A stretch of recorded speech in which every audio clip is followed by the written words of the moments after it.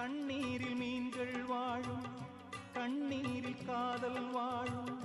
கூடல்கள் எல்லாம் தேடல்கள் தானே. பசியார பார்வை போதும், பரிமாற வார்த்தை போதும். கண்ணீரில் பாதி காயங்களாரும். தலை சாய்க்க இடமாயில்லை, தலை கோத விரலாயில்லை. இளங்காற்று வரவாயில்லை, இளைப்பாறு பரவாயில்லை. நம்பிக்கையே நல்லது, எறும்புக்கும் வாழ்க்கை உள்ளது.